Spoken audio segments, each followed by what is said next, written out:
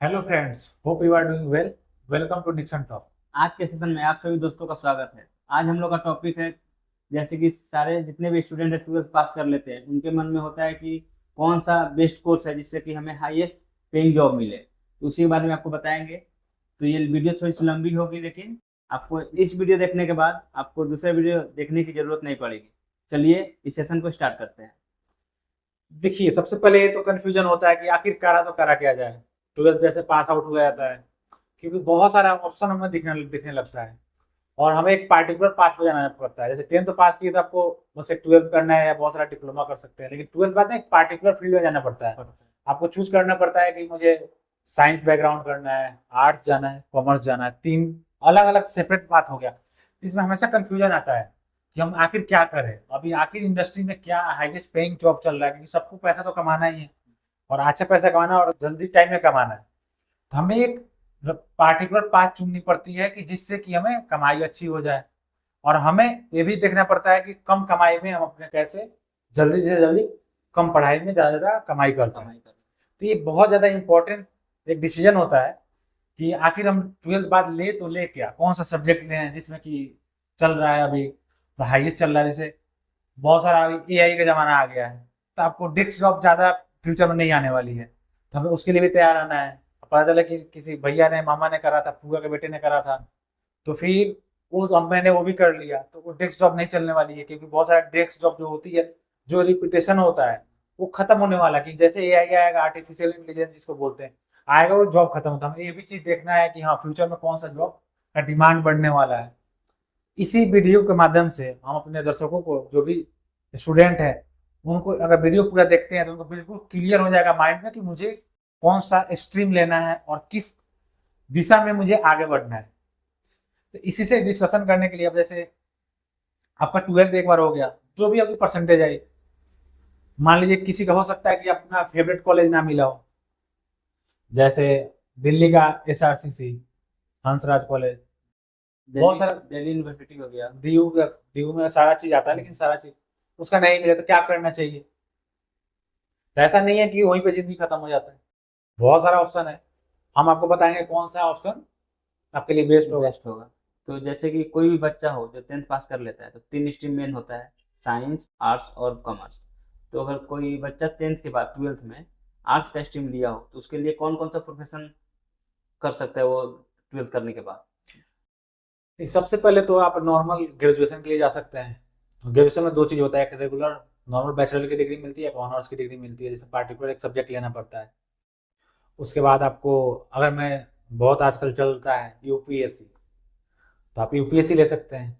साथ साथ में तो ये नहीं कि यूपीएससी यूपीएससी तो आप बैचलर डिग्री लेने के बाद ही एलिजिबल है। आप इधर बैचलर का भी डिग्री की तैयारी कर रहे हैं और इधर अपना यूपीएससी का स्टार्ट कर दिया प्रिपरेशन, क्योंकि लंबा टाइम लगता है यूपीएससी का, तो आप यूपीएससी साथ साथ में कर रहे हैं। वो हो गया। आपको कोई बिजनेस मैनेजमेंट कर सकते हैं, इवेंट मैनेजर बन सकते हैं। इवेंट मैनेजर का क्या काम होता है, आपको आजकल देखते होंगे कि किसी के पास टाइम तो होता नहीं है, शादी होती है, सगाई होता है, बच्चे का बर्थडे पार्टी है, किसी की एनिवर्सरी है, तो उसमें इवेंट को मैनेज करना, मैनेज किसी भी करना। इवेंट इवेंट को मैनेज करना।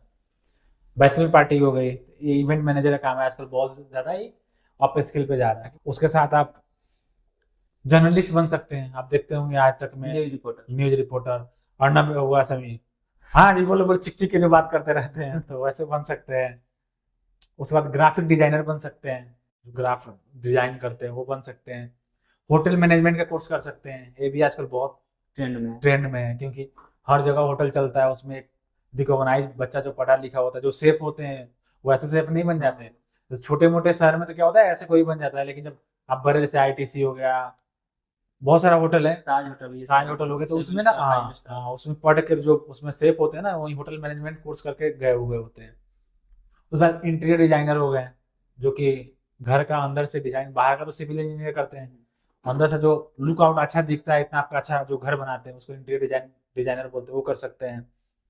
आप टीचर बन सकते हैं, जैसे कि आप एक बीए एलएलबी होता है वो भी ले सकते हैं, जो लॉ का एडवोकेट देखे होंगे आजकल हर जगह चर्चा ही चर्चा होता है केस लड़ने के लिए। केस लड़ने का। अब उसमें बहुत सारा कैटेगराइज होता है, कोई क्रिमिनल लॉ बनता है, कोई बिजनेस लॉ के लिए, मतलब उसके लिए पढ़ाई करता है। क्लैट एग्जामिनेशन होता है, अच्छा, लॉयर क्लैट, बनने के लिए। हाँ, CLAT, क्लैट बोलते हैं।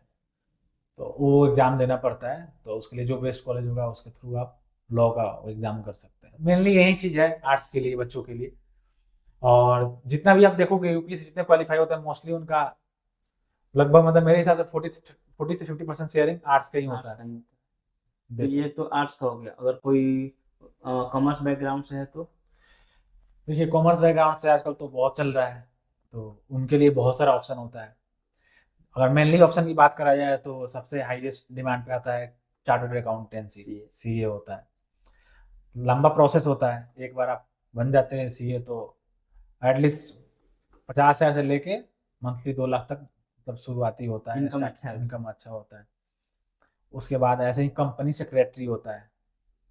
हर कंपनी जो बड़ी बड़ी कंपनी होता है कंपनी सेक्रेटरी होता है, उसका एजीएम कैसे रखा जाए वो चीज़, तो उसके लिए कंपनी पार्टिकुलर कंपनी सेक्रेटरी चाहिए ही चाहिए, एज पर लॉ होता है, तो उनका भी डिमांड ज़्यादा होता है। वैसे ही आजकल एक सीएफए होता है, चार्टर्ड फाइनेंशियल एनालिस्ट बोलते हैं, सीएफए। ये जो इन्वेस्टमेंट बैंकिंग एक होता है, बहुत मोटा पैसा होता है, बहुत मोटा पैसा उसमें सैलरी मिलती है इन्वेस्टमेंट बैंकिंग में, आप वो कर सकते हैं सीएफए। उसके बाद आप बीबीए कर सकते हैं और नॉर्मल बीकॉम कर सकते हैं। उसके बाद होटल मैनेजमेंट भी इसके थ्रू आप अपना करा हुआ है तो कर सकते हैं। एक एक्चुरियल साइंस आता है, उसमें भी कर सकते हैं। इसमें मेनली मैथमेटिक्स और स्टैटिक्स का यूज करके एक्चुरियल एक्चुरियल साइंस में बहुत डिमांड है, तो बहुत ज़्यादा डिमांड है। मतलब मेरे हिसाब से इसका अप्रॉक्स सैलरी अगर आप एक बार एक्चुरियल साइंस क्वालिफाई करते हैं तो 2 लाख से एबव से स्टार्ट होता है सैलरी पर इसमें मंथ। होता क्या है? हमें ना कैलकुलेशन एक मैथमेटिक्स और स्टैटिक्स लेकर ना किसी चीज़ के लिए कैलकुलेशन करना होता है। जो बड़ी बड़ी कंपनी होती है तो उसका वैल्यूएशन करना होता है कि, अब इसे एग्जांपल मैं देता हूँ कि एक मान लीजिए आपको टेंडर मिला गवर्नमेंट से, कुछ चीज़ की खुदाई करनी है। मान लीजिए आपके यहाँ तेल निकलने लगा कि इसके अंदर तेल है, तो वो चीज़ स्टैटिक्स और मैथमेटिक्स यूज करके देना पड़ता है ना कि कितना तेल निकलेगा, कितना हम लोग खुदाई करेंगे, कितना कॉस्ट आएगा। तो एक्चुरियल साइंस वाले वो चीज़ करते हैं, उसका वैल्यूएशन करते हैं मेनली। उसके बाद आता है डिजिटल मार्केटिंग कर सकते हैं, आजकल डिजिटल मार्केटिंग का बहुत ज़माना है, तो आप करेंगे तो आप अपना भी बिजनेस, जब बिजनेस खोल सकते हैं डिजिटल मार्केटिंग का सर्विस दे सकते हैं। और डिजिटल मार्केटिंग में क्या हो सकता है, ऑनलाइन कोई भी सेल, एडवर्टाइजमेंट देखते होंगे आप, जैसे कि यूट्यूब पे हो गया, इंस्टाग्राम पे हो गया, फेसबुक पे हो गया, ट्विटर पे हो गया, तो उसके लिए उसको डिजिटल मार्केटिंग बोलते हैं। उसके थ्रू जो सेल जनरेट होता है उसको आप कंसल्टेंट तो कर सकते हैं डिजिटल मार्केटिंग कोर्स करने के बाद। और कोई भी एविएशन कोर्स होता है वो भी कर सकते हैं, जैसे पायलट, ग्राउंड स्टाफ। बीकॉम भी का मतलब 12th बाद जब करते हैं तो वो भी मतलब बीकॉम में जो कॉमर्स लिए होते हैं वो कर सकते हैं। तो जैसे कि देखा जाए तो कॉमर्स में मैथ मतलब स्ट्रांग होना चाहिए। नहीं, क्यों? अकाउंट थोड़ा सा मतलब वो रखता है, और एनालिटिकल स्किल थोड़ा सा इंपॉर्टेंस रखता है। मैथ तो आना ही चाहिए, अकाउंट जब तक मैथ नहीं आता तब तक अकाउंट कैसे आएगा, वही अकाउंटिंग तो। कैसे आएगी। मैथ का ही एक एडवांस वर्जन को सजाना होता है और थोड़ा सा पोस्टिंग करना होता है, तो मैथ तो आना ही चाहिए, मैथ तो बेसिक ही चीज़ है। तो मेनली यही चीज़ होता है। और आपको शायद मैं बीबीए बताया, बीबीए भी कर सकते हैं। तो यही सब मेन चीज़ कोर्स है। एक और सीएमए आता है, कॉस्ट मैनेजमेंट अकाउंटेंट बोलते हैं, उसमें बस कॉस्टिंग करना होता है, किसी कंपनी का प्रोडक्ट का कॉस्टिंग कितनी होनी चाहिए, तो भी बहुत अच्छा उसमें। अपॉर्चुनिटी। हाँ, उसमें बहुत अच्छा अपॉर्चुनिटी है और बहुत ट्रेंड में जा रहा है। तो मेनली यही भी मतलब कॉमर्स से मतलब रिलेटेड जो भी हाईएस्ट पेइंग मैं आपको बता दी। तो ये दो तो हो गए, कॉमर्स हो गया, आर्ट्स हो गया। अगर कोई साइंस बैकग्राउंड से है वो देखिए वही जो मैंने आपको लिस्ट बताया ना आर्ट्स और कॉमर्स से, अगर साइंस से किया वो सारे चीज़ कर सकते हैं। तो अगर साइंस से करा हो ना वो सारे चीज़ स्पेशली मतलब अलग से करने की जरूरत नहीं है। जैसे मान लीजिए कोई आर्ट्स करा हो तो स्पेशली आर्ट्स ही चाहिए, कॉमर्स तो कॉमर्स ही चाहिए। लेकिन अगर साइंस करे हो तो हर चीज़ का एग्जाम दे सकते हो आप, चाहे यूपीएससी का हो, एनडीए का हो, या सीजीएल का हो। और उसके बाद नॉर्मल रहा तो आप नॉर्मल कोई बैचलर का डिग्री ले सकते हैं, कोई स्पेसिफिक ऑनर्स की डिग्री ले सकते हैं।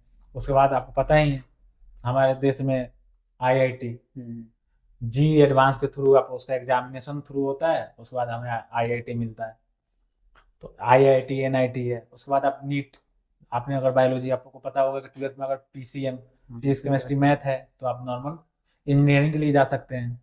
अगर बायो है तो आप नीट की तैयारी कर सकते हैं, जिसमें कि डॉक्टर बनते हैं, एमबीबीएस बनते हैं, फार्मेसी कर सकते हैं। और उसके बाद आए तो अब वही इंजीनियर बहुत सारा होता है, मैकेनिकल, सॉफ्टवेयर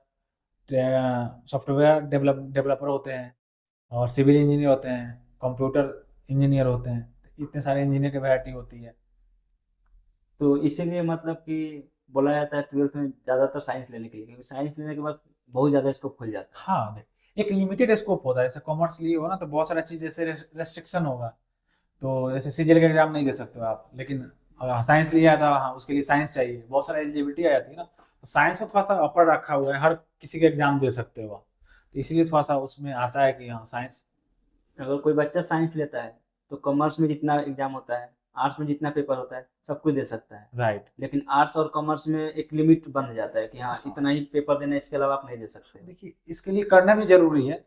अगर नहीं करोगे तो हर जगह भीड़ ज्यादा हो जाएगा इकट्ठा, इसको बैलेंस करने के लिए बनाया गया बेसिकली। लेकिन आप बड़े बड़े एग्जाम देखोगे, जैसे यूपीएससी जाओगे तो इसमें कोई मैटर नहीं करता आपने आर्ट्स लिया हुआ, कॉमर्स लिया हुआ, बैचलर की डिग्री या साइंस लिया हुआ है, आप कोई भी लिए हो स्ट्रीम वो एलिजिबल, बस बैचलर की डिग्री होनी चाहिए किसी भी स्ट्रीम में।